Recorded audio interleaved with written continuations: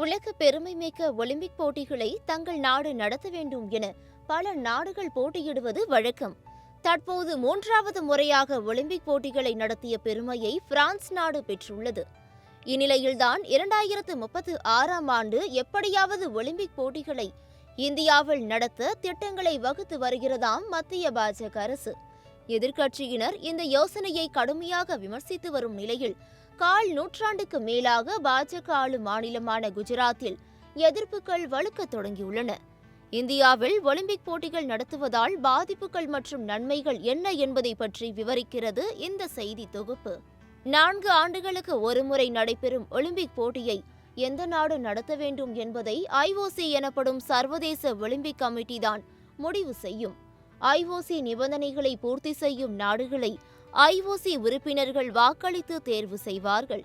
அதன்படி 2028ஆம் ஆண்டு அமெரிக்காவிலும் 2032ஆம் ஆண்டு ஆஸ்திரேலியாவிலும் ஒலிம்பிக் போட்டிகள் நடப்பது முடிவாகியுள்ளது.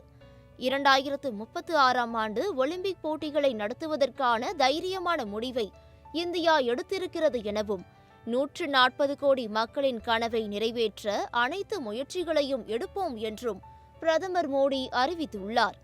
இந்தியாவின் நம்பர் 1 பணக்காரரான முகேஷ் அம்பானியின் மனைவியும் IOC உறுப்பினரான நீட்டா அம்பானி ஒலிம்பிக் போட்டிகளை இந்தியாவில் நடத்துவது 140 கோடி மக்களின் கனவு எனவும் அந்த நாள் வெகு தூரத்தில் இல்லை என்றும் கருத்து தெரிவித்துள்ளார்.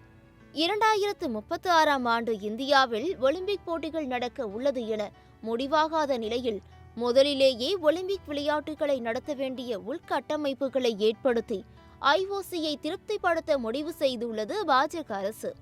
இதற்காக பிரதமர் மோடியின் சொந்த மண்ணான குஜராத்தை தேர்ந்தெடுக்கப்பட்டுள்ளதுதான் ஹைலைட். அகமதாபாத்தில் ஏற்கனவே பிரம்மாண்டமான நரேந்திர மோடி கிரிக்கெட் மைதானம் கட்டியமைக்கப்பட்டிருக்கிறது.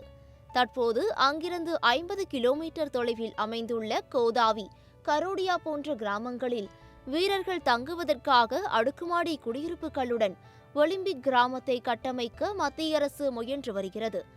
இதற்காக குஜராத் பாஜக அரசு நிலங்களை கையகப்படுத்தும் பணியை தொடங்கியதோடு சுமார் 6000 கோடிகளையும் ஒதுக்கி இருப்பதாக தகவல்கள் வெளியாகியிருக்கிறது. விவசாய நிலங்களையும் கையகப்படுத்தும் முயற்சியில் இறங்கியுள்ளதால் அப்பகுதி மக்கள் கோபத்தின் உச்சத்திற்கே சென்றுள்ளனர். அரசு எந்தவொரு வேலைவாய்ப்புகளையும் ஏற்படுத்தி தராத நிலையில் இருக்கும் ஒரே தொழிலான விவசாயத்திற்கான நிலத்தையும் அழிக்க பார்க்கிறது.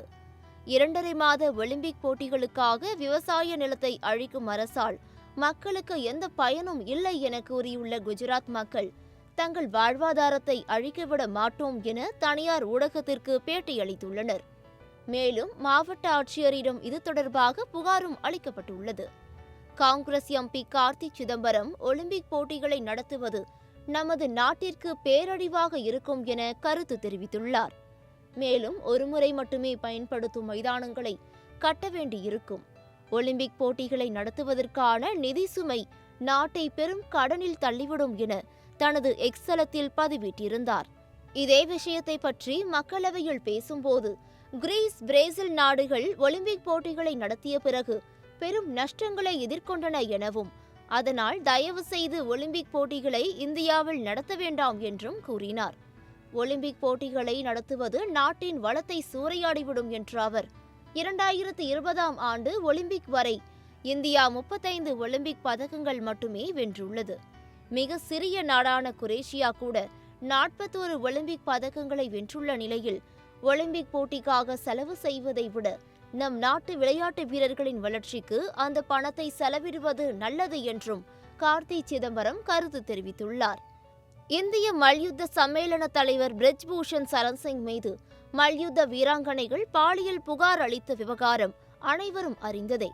இந்த விவகாரத்தில் உரிய விசாரணைகளும் நடவடிக்கைகளும் திருப்தி அளிக்கவில்லை என்பதை விட இந்த போராட்டத்தால் பல தகுதி வாய்ந்த வீராங்கனைகள் ஒலிம்பிக்கில் பங்கேற்க முடியாமல் போனதுதான் கள நிலவரம். இந்த சூழலில் விளையாட்டுத் துறையில் அரசியல், ஊழல், சிபாரிசு, பாரபட்சம், பாலியல் சுரண்டல் போன்ற குறைகளை களைந்து அனைவருக்குமான ஆரோக்கியமான தளமாக விளையாட்டு இருக்க வேண்டும் என்பதே சமூக ஆர்வலர்களின் கருத்தாக உள்ளது.